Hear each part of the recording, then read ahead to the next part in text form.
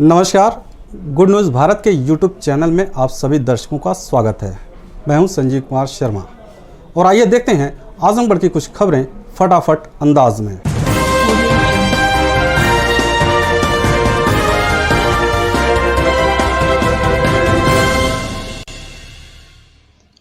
आजमगढ़ शहर कोतवाली क्षेत्र की रहने वाली महिला सामाजिक कार्यकर्ता ने छेड़खानी का आरोप लगाते हुए एसपी को शिकायती प्रार्थना पत्र सौंपा।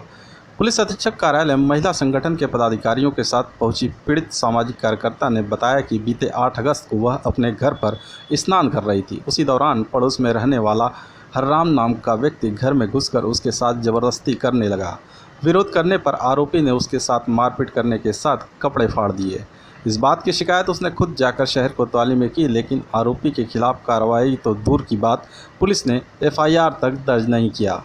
पीड़िता ने एसपी को शिकायती प्रार्थना पत्र सौंप मांग किया है कि आरोपी के खिलाफ सख्त कार्रवाई की जाए ताकि और किसी महिला के साथ इस तरह का हरकत न कर सके।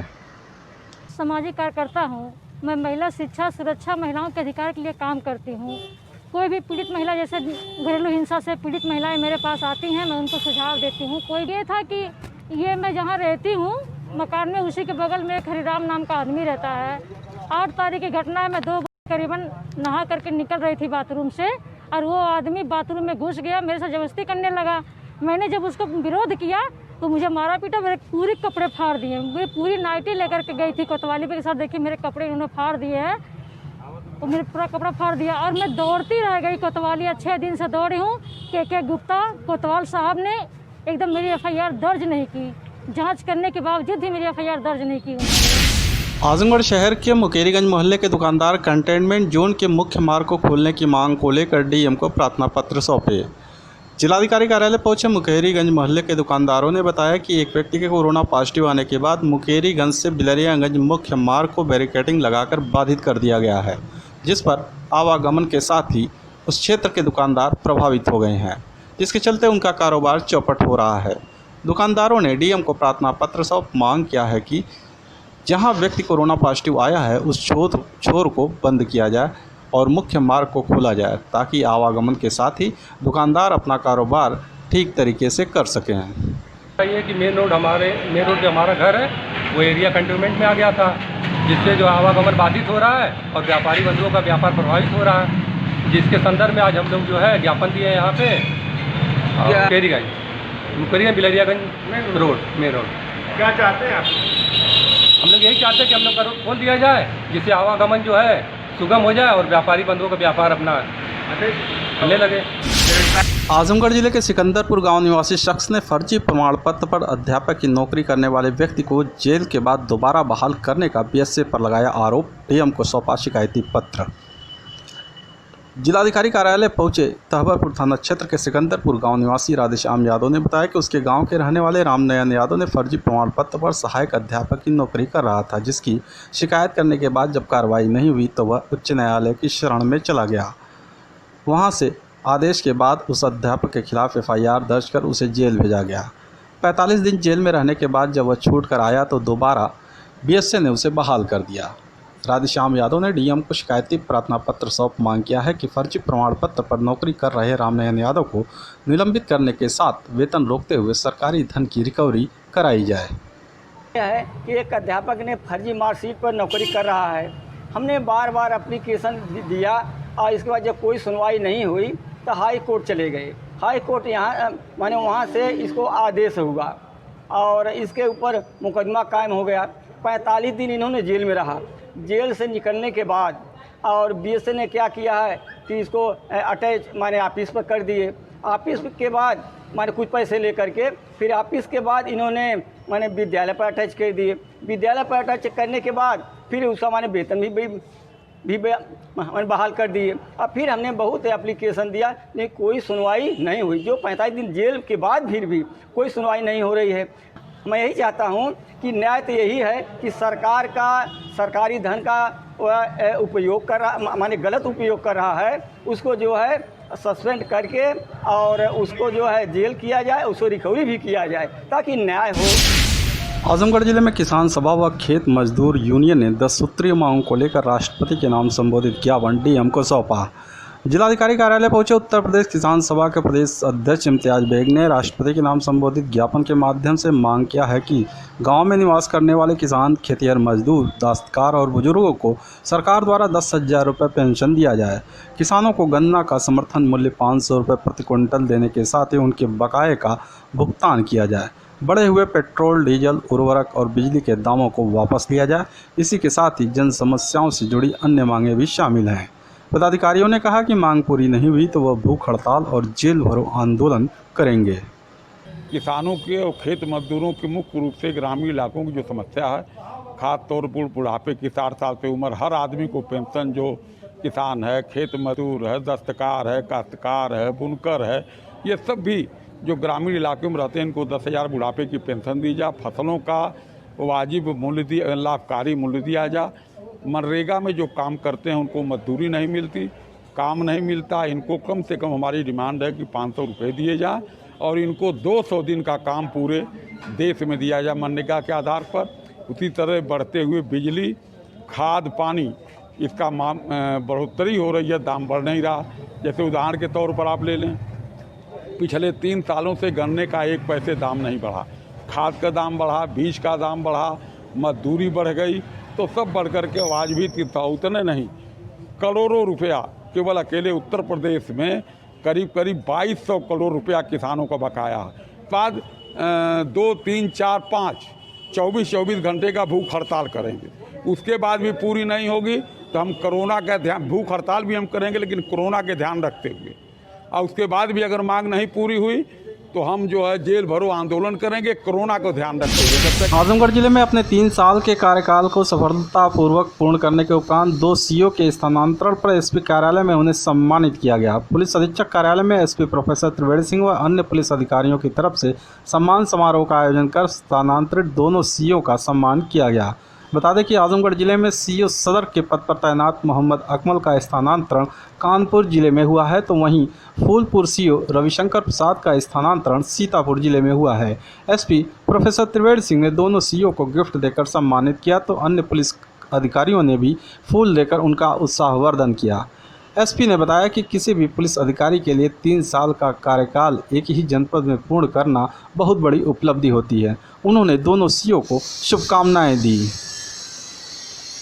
का यहाँ से ट्रांसफ़र हो गया, अकमल का ट्रांसफ़र हुआ है कानपुर और इनका रविशंकर का ट्रांसफ़र हुआ है वहाँ सीतापुर। ये दोनों लोग वहाँ जा रहे हैं, अब ज्वाइन करेंगे। इन लोगों ने 3 साल बाकायदे 3 साल की तैनाती के बाद यहाँ से इन लोगों का ट्रांसफ़र हुआ।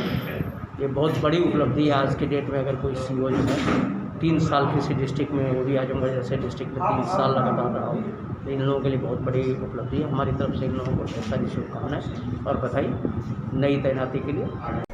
मिलते हैं एक छोटे से ब्रेक के बाद। आप देखते रहिए गुड न्यूज़ भारत।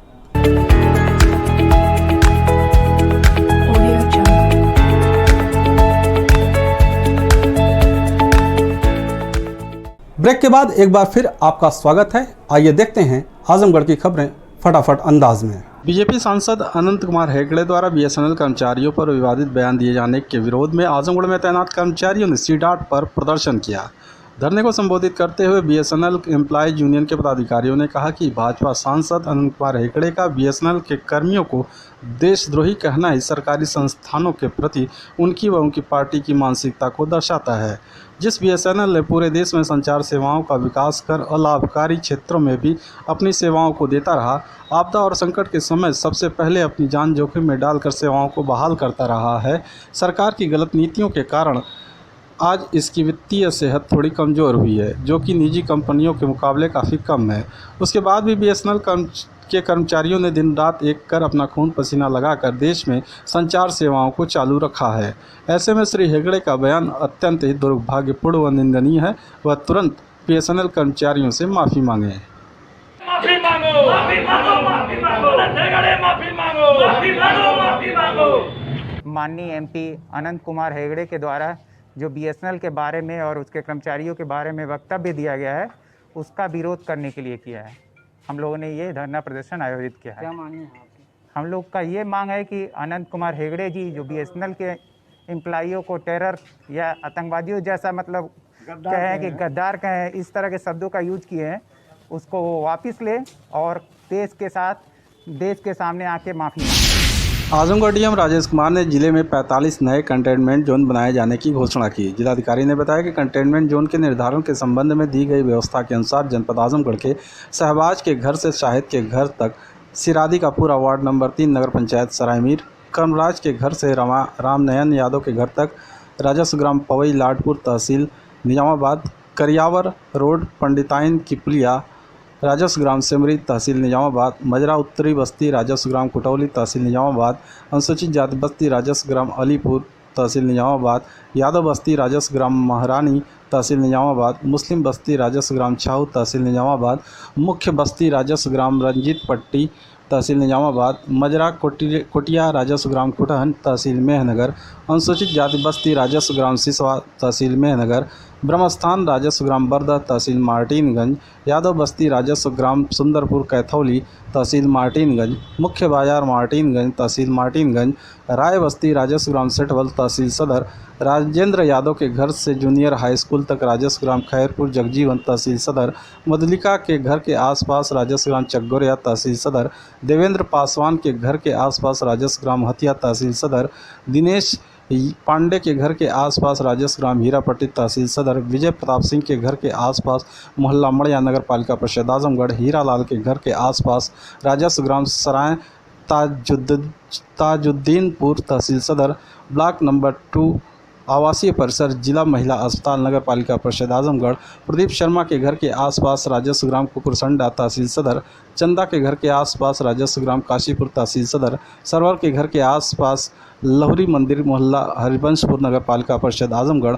दीक्षा पांडे के घर के आसपास राजस्व ग्राम दक्षरामपुर तहसील सदर, संजय सिंह के घर के आसपास मोहल्ला रैदोपुर नगर पालिका परिषद आजमगढ़, अब्दुल रहमान के घर के आसपास राजस्व ग्राम भदली तहसील सदर, हरगोविंद लाल के घर से शंकर धोबी के घर तक मोहल्ला कुंडीगढ़ नगर पालिका परिषद आजमगढ़, डॉक्टर जावेद के सामने वाली गली से त्यागी पैथोलॉजी तक मोहल्ला राजीबाग नगर पालिका परिषद आजमगढ़, घनश्याम के घर से विनोद के घर तक मोहल्ला राजीबाग नगर पालिका परिषद आजमगढ़, राजीव शर्मा के घर के आसपास राजस्व ग्राम हुसैनगंज तहसील सदर, ज्ञानेश्वर के घर के आसपास राजस्व ग्राम बिरोजपुर तहसील सदर, अरविंद सिंह के घर के आसपास राजस्व ग्राम मोहम्मदपुर तहसील सदर, सुनील के घर के आसपास राजस्व ग्राम मोइनाबाद तहसील सदर, अनामिका वर्मा के घर के आसपास राजस्व ग्राम कोल बाज बहादुर तहसील सदर, विनोद कुमार के घर के आसपास राजस्व ग्राम कोल बाज बहादुर तहसील सदर, शिवशंकर सिंह के मकान के आसपास राजस्व ग्राम शाहपुर तहसील सदर, दुर्गावती के घर के आसपास राजस्व ग्राम बमहौर तहसील सदर,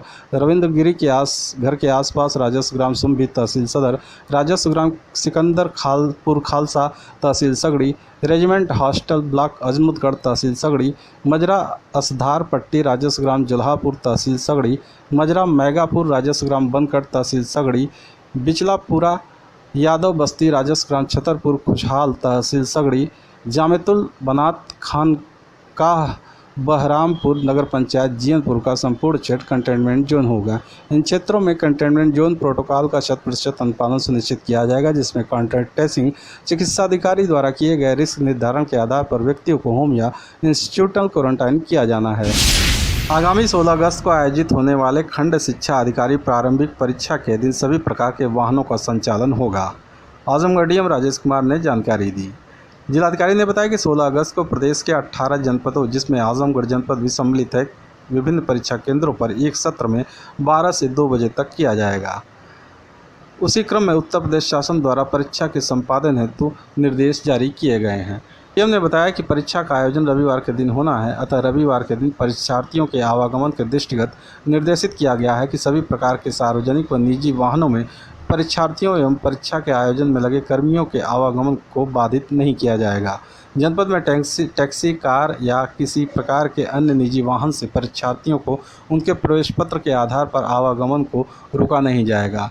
ऑटो रिक्शा एवं अन्य सार्वजनिक वाहनों का आवागमन परीक्षार्थियों के परीक्षा केंद्र पर पहुंचने के दृष्टिगत प्रतिबंधित नहीं रहेगा। क्षेत्रीय प्रबंधक रोडवेज आजमगढ़ यथा आवश्यक परीक्षार्थियों आवागमन हेतु अतिरिक्त बसों की व्यवस्था कराना सुनिश्चित करेंगे। संभागीय परिवहन अधिकारी प्रवर्तन व प्रशासन आजमगढ़ परीक्षार्थियों के आवागमन को सुगम बनाए जाने हेतु पुलिस विभाग एवं रोडवेज से आवश्यक समन्वय कर कार्रवाई सुनिश्चित कराएंगे। अपर पुलिस अधीक्षक यातायात जनपद में परीक्षा के आयोजन के दृष्टिगत यातायात प्रबंधन सुनिश्चित कराएंगे ताकि परीक्षार्थियों को केंद्र पर पहुंचने में सड़क जाम के कारण विलंब का सामना न करना पड़े। परीक्षा केंद्र के आसपास ध्वनि विस्तारक यंत्रों का प्रयोग, मोबाइल फ़ोन, ब्लूटूथ एवं अन्य संचार संबंधी उपकरण एवं IT गैजेट्स ले जाना पूर्णतः प्रतिबंधित रहेगा।